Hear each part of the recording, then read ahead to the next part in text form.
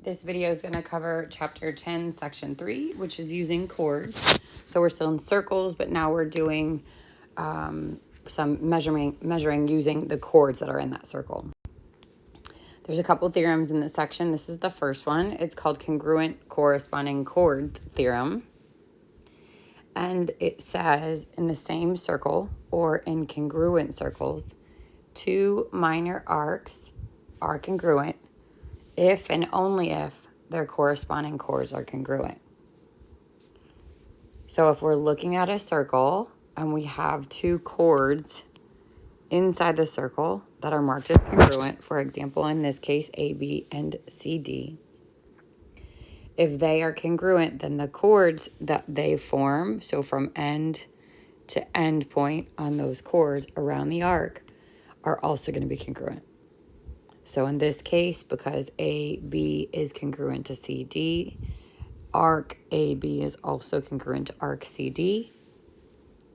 And vice versa, because of the if and only if, it can go the other way. So I could also have said that if the arcs are congruent, the chords are congruent. So if instead we had it marked that AB, arc AB, and arc CD were congruent, then we can gather that AB is congruent to CD, the actual segment themselves, or the chords.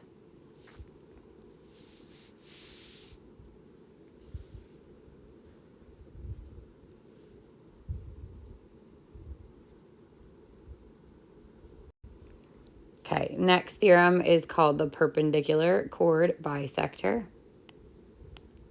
theorem. And it says if a diameter, so it's important that it's specifically a diameter, not just any chord, if a diameter of a circle is perpendicular to another chord, then the diameter bisects the chord and its arc. So in the diagram that's here, we have diagram EG, and then we've got arc FD.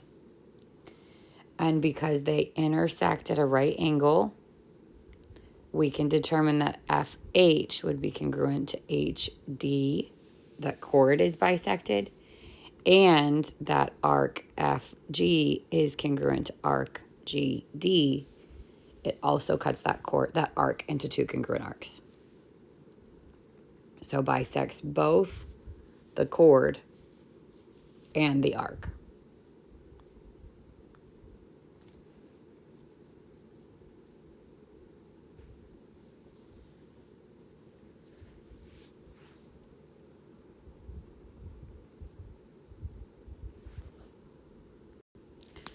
Theorem 10.8 is the perpendicular chord bisector converse. So we flip it now, okay, for the converse. Now it says if the chord is the perpendicular bisector of another chord, then the first chord is the diameter. So if we have a chord that's intersected by another chord and it is being bisected, so there's congruency marks there, and perpendicular, so perpendicular bisector means both bisected and it's hit perpendicular or at a right angle. If that happens, then the original one, or the SQ in this case, is the diameter.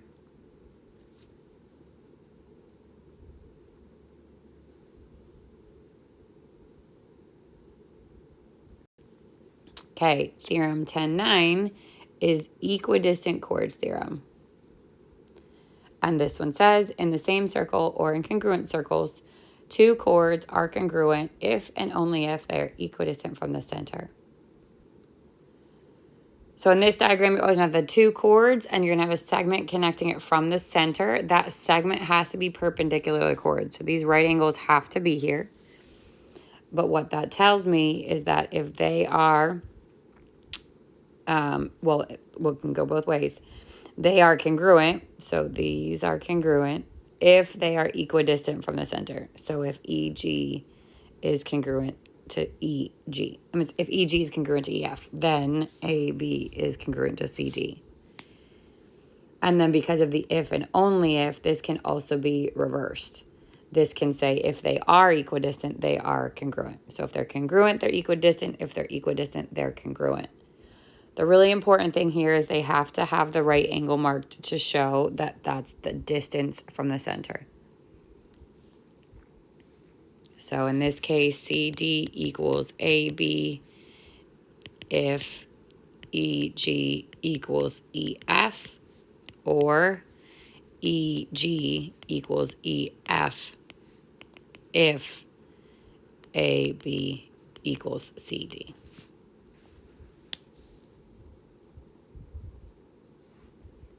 Okay, let's look at some examples. Example 1 says to find the value of X and Y for each of these. And then B adds something on there, but we'll get there in a minute. So in A, you've got this is your right angle here. Okay, you've got your right angle there. X is this segment, Y is this segment, 5 is the part that connects them.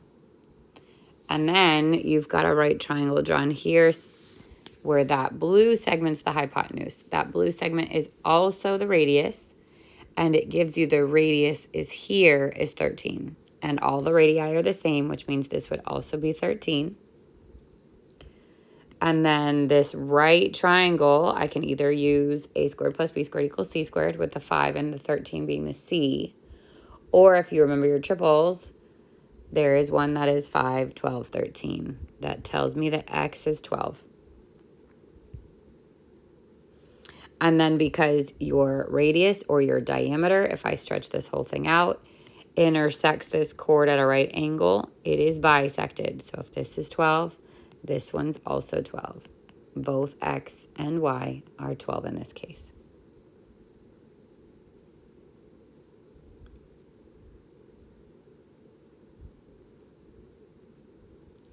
Now looking at B, you have a right triangle again. We only know one side length this time, but we know that this is a 60-degree angle. So we use our 30, 60, 90 triangles. In a 30, 60, 90, opposite the 30, which would be where angle A is A. Opposite the 60 would be A root 3, and opposite the 90, which is the radius here, would be 2A. And that's the one I'm given a length of. So if 2A equals 6, divide both sides by 2, A is 3. That's the X value, so X is 3. Sorry, that's the Y value, so Y is 3. And then the X would be A root 3 or 3 root 3. So X is 3 root 3, Y is 3. And then it actually asks for arc AB, so it wants this whole arc.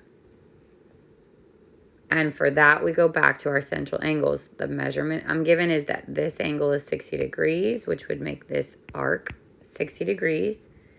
And that is half of that arc, because if it's perpendicular to the chord, it bisects the chord and its arc, which means this is also 60 degrees. And arc AB would be 120 degrees.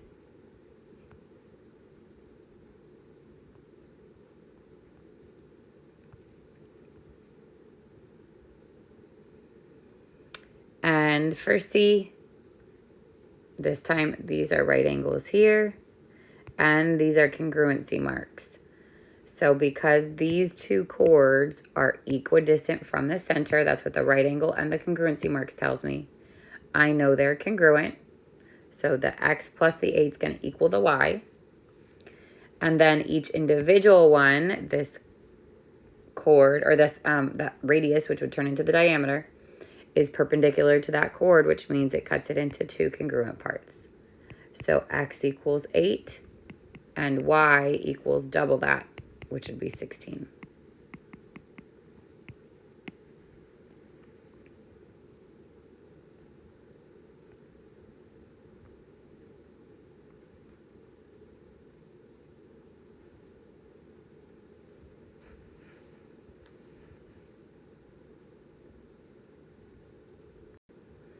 Example 2 says find the measure of arc CD in the diagram.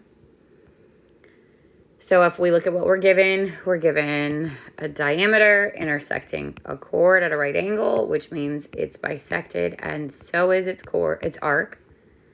So 9x would equal 80 minus x. And then if I wanted to solve, I would add the x. 10x equals 80. Divide both sides by 10. And x is 8. But it's not asking for 8. It's asking for the arc of CD. So I'm going to take the 8 and I'm going to plug it back into the 9x. And I get 72 degrees. All right, last example, example 3, says in the diagram of circle C, QR is equal to ST, which is equal to 16, and I want you to find CU. So QR is this segment here, that chord, is equal to ST, which they're both 16, and they're both already labeled, and it wants you to find CU. So if those two are congruent, then they are equidistant from the center, which means that CU is going to be equal to CV, which means 2x equals 5x minus 9. And then to solve, I'd subtract the 5x. Negative 3x equals negative 9. Divide both sides by negative 3. And x is positive 3. It wants CU though, so I'm going to come back and I'm going to plug the x in. 2 times 3, which is 6. And that's the length of CU. All right, that wraps up today's notes. Please make sure you submit your notes now. And then you can use the remaining time to work on your 10.3 homework. It's on Big Ideas. There's a lot of work to show this time. So anytime you're solving for X, you need to show the work. Have a great day, guys.